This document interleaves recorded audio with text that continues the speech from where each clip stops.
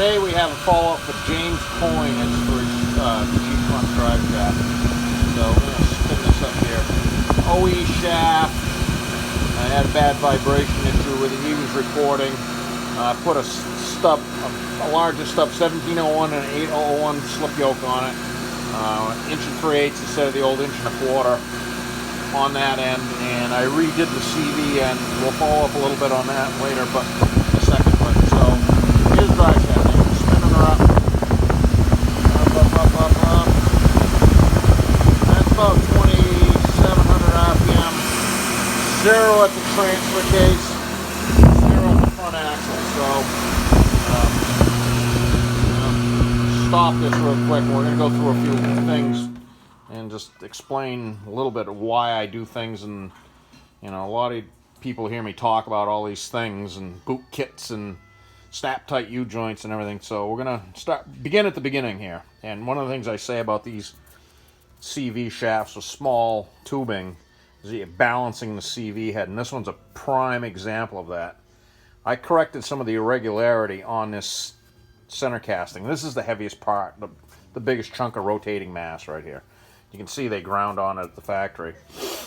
Instead of having two big, huge bricks of weight on here, my machine has add or remove. So I put it on remove. This thing, after about 1,800 RPM, it just started going crazy because there was it was big humped up casting right here. So I just cleaned it up, buffed it down.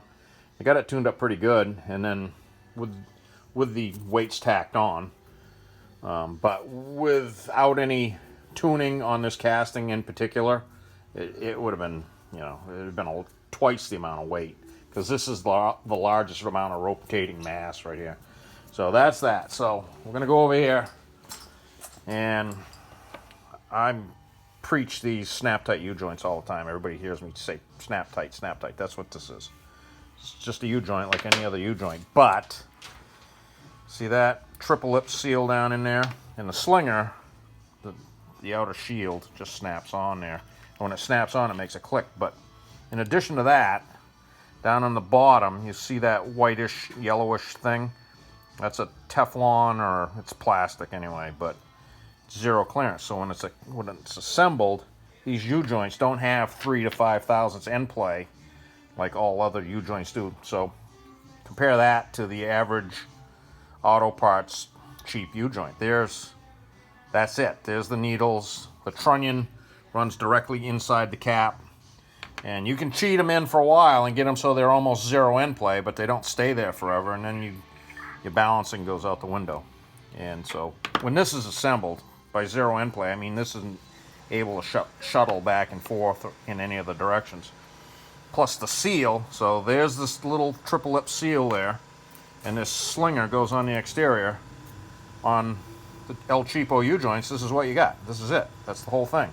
Before, they made them out of rubber in the 30s and 40s, 50s. They made them out of leather.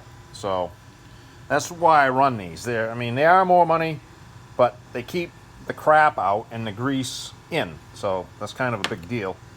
There's the boot kit for the CV head. Often overlooked, almost never replaced. I do.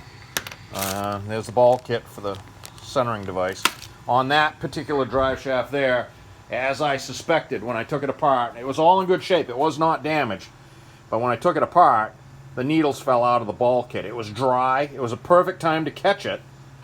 But the U-joints felt good, but they were right on the edge of, coming apart. And the the stub and slip were loose and floppy. So overall, this is, very, it's a terrific result. So we're going to pass this back to James, and he can hit the trail.